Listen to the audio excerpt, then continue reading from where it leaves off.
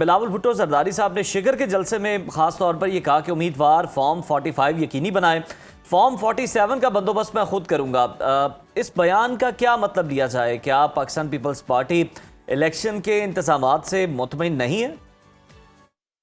देखें जी, जो पिछला इलेक्शन हुआ था वहाँ जीबी में, उस वक्त शिगर जो हमारे इमरान नदीम साहब थे, जिस जगह पर बिलावल साहब ने जलसा किया, ये सीट जीती हुई थी जो उस वक्त भी इलेक्शन कमीशन ने और बंदोबस्त करके ये सीट पीटीआई को दी गई गालबन।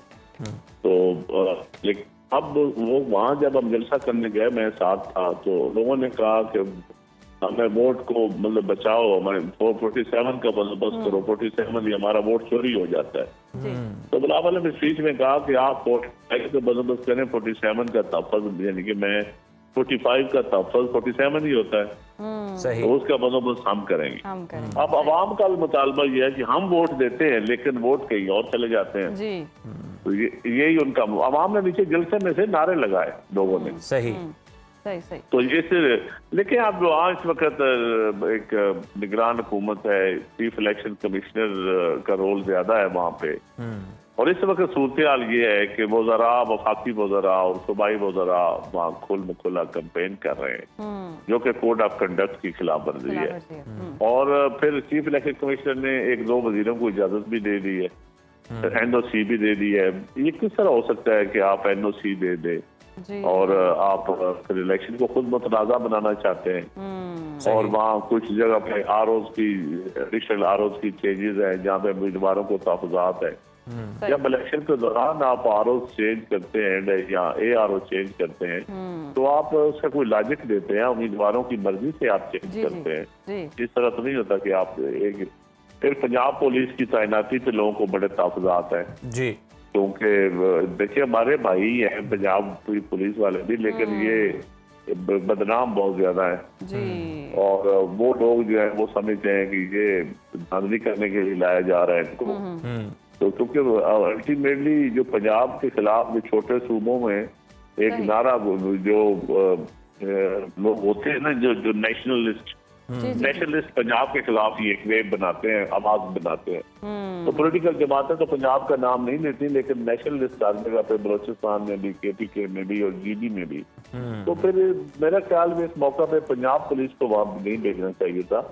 आपको वहाँ नीरत पुलिस बनती है KPK की, या आपको फेडरल एजेंसी को भेजना चाहिए था। तो मेरे ख्याल में वहाँ वैसे अमन अमान है। माजी के इंतखाबात में PPP की हमने देखा 9 सीटें चोरी होने का दावा किया गया था। इस बार बकौल आपकी जमात के धांधली ना हो सके, आपने क्या खास इंतजामात किए हैं?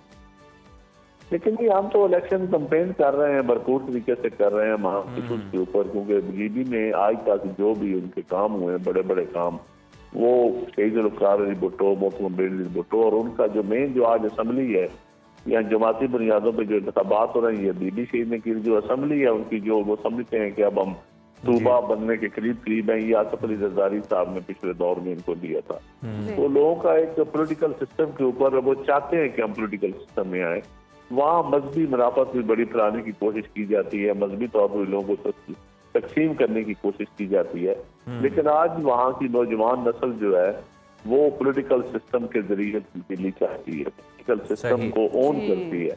लेकिन इस वक्त जो नौजवान एक पॉलिटिकल सिस्टम में एक्टिव है, तो इसके लिए जरूरी है कि फ्री एंड फेयर इलेक्शन हो और जो लोगों को नजर भी आए।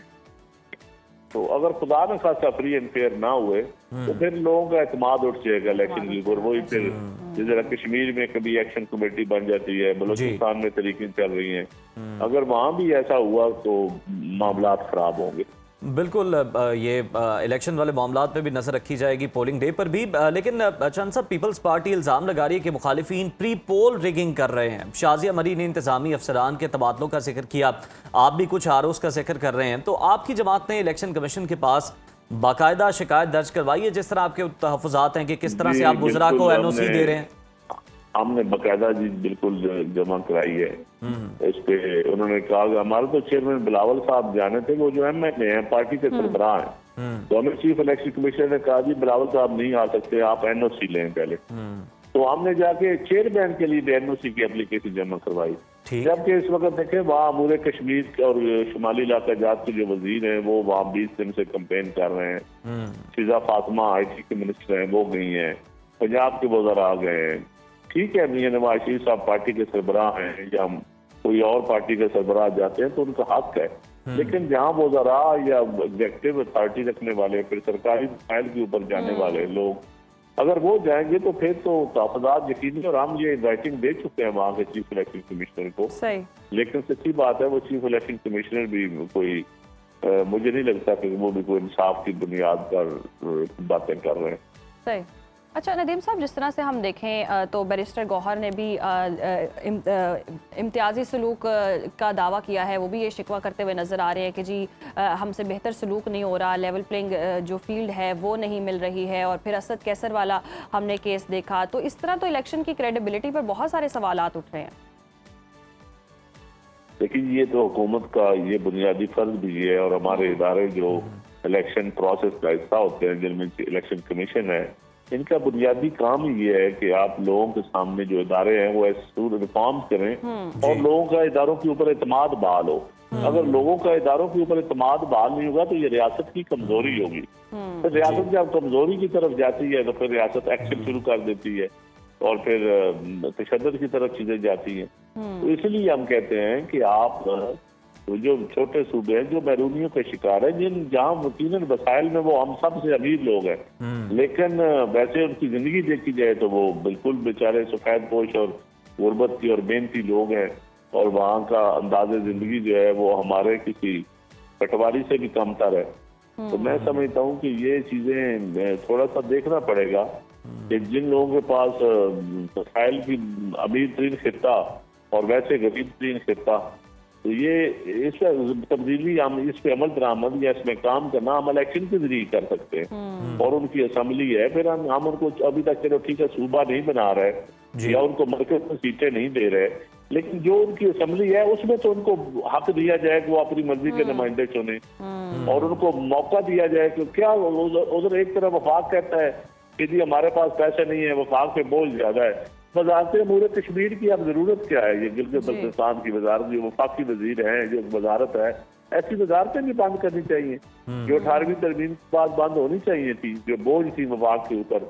जो इसी तरह वहाँ आप अगर आप वाइस राय इस्लामाबाद में बैठ के आप पॉलिटिकल वाइस राय या ब्यूरोक्रेटिक वाइस राय हो और आप वहाँ जाकर अपना छोटे सूबों में हुक्मरानी करना चाहें, वहाँ के इलेक्शन प्रोसेस को आप अपनी मर्जी के मुताबिक डालना चाहें, तो ये बेहतर नहीं होगा मेरे ख्याल में। ना पाकिस्तान के लिए बेहतर होगा, ना उस खित्ते के लिए बेहतर होगा। बिल्कुल सही। चंद साहब, इलेक्शन कमीशन को देखें तो उसने नई इंतखाबी फहरिस्तों में गलतियों की शिकायत पर पुराना इलेक्टोरल रूल 2026 नाफिज किया है।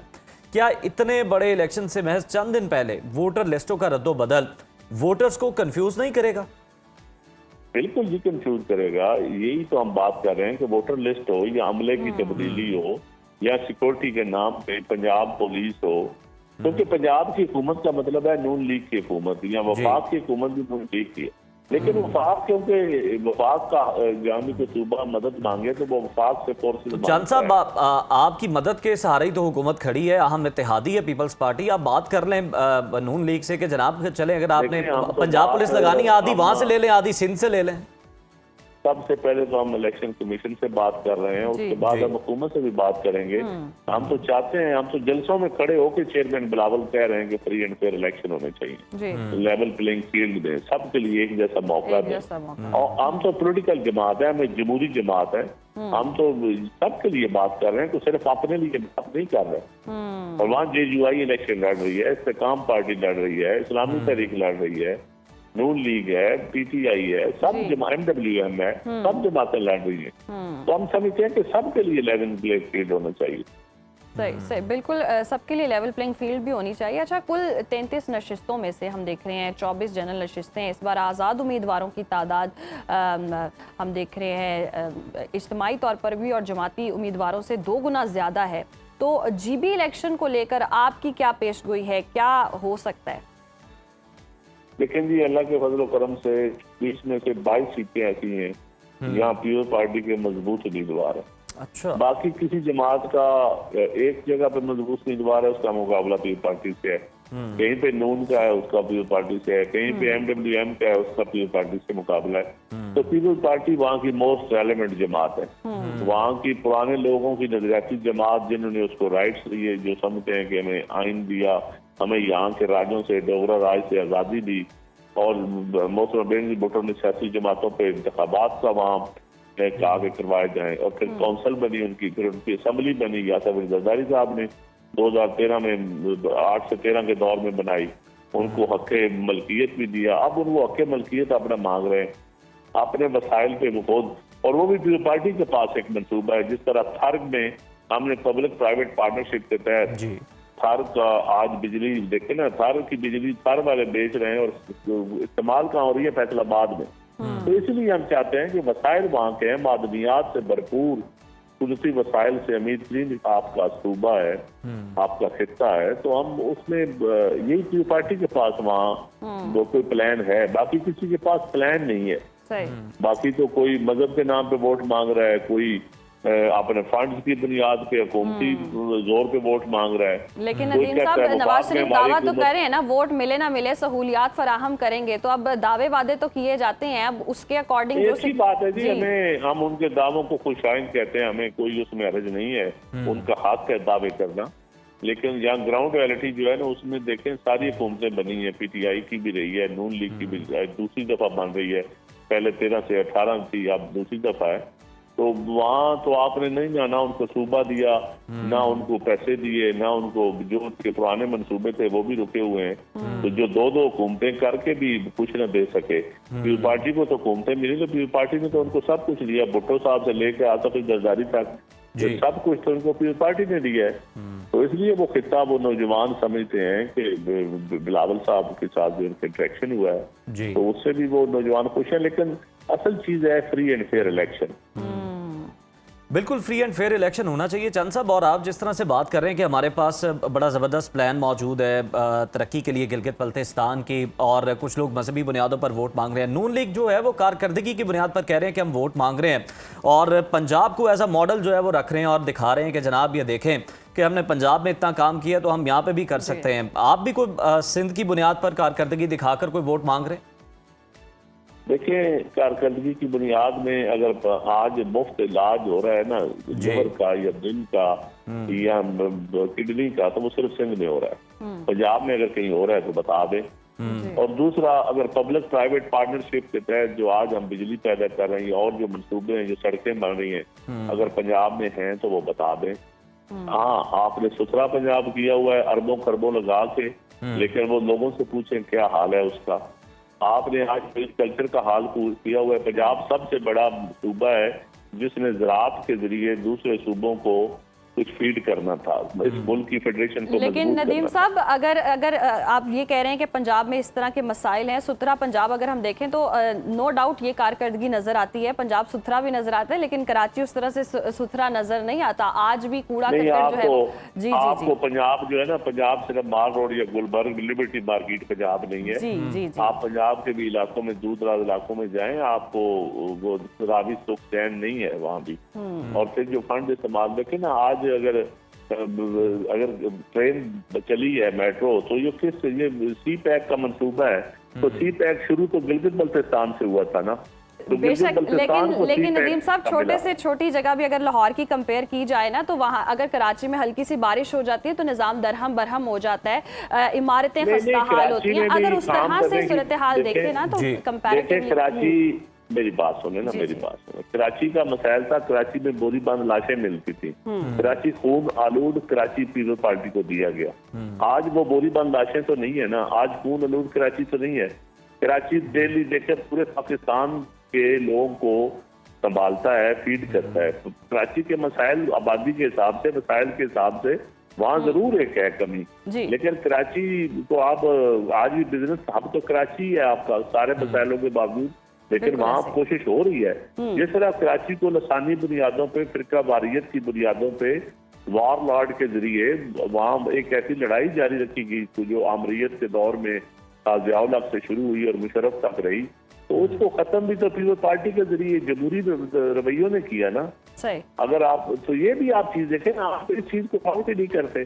आप सही। सिर्फ और जो कैमरा कराची में बिछाता है वो कैमरा कभी डीजी खान राजनपुर में जो सैलाब ज़दा इलाकों में पंजाब से जाए ना, जहाँ सैलाब आया था, जी। उन तबाह हार सैलाब बिल्कुल के नदीम दौरान तो अफजल कभी कैमरा चंद में साहब, दिखाया। अगर इस तरह कंपैरिजन करें तो मसाइल हम देख रहे हैं शहर के भी और सोसाइटी के भी जूं के तू ही हैं, और अगर हल निकल सकता है तो सियासतदान दावा तो बहुत करते हैं, इलेक्शन से पहले होता ही है, ऐलानात तो होते हैं, लेट्स सी क्या हो सकता है। हम उम्मीद ही कर सकते हैं जो भी आए बेहतर आए और बेहतर कर सके आवाम के लिए। आपके वक्त का शुक्रिया।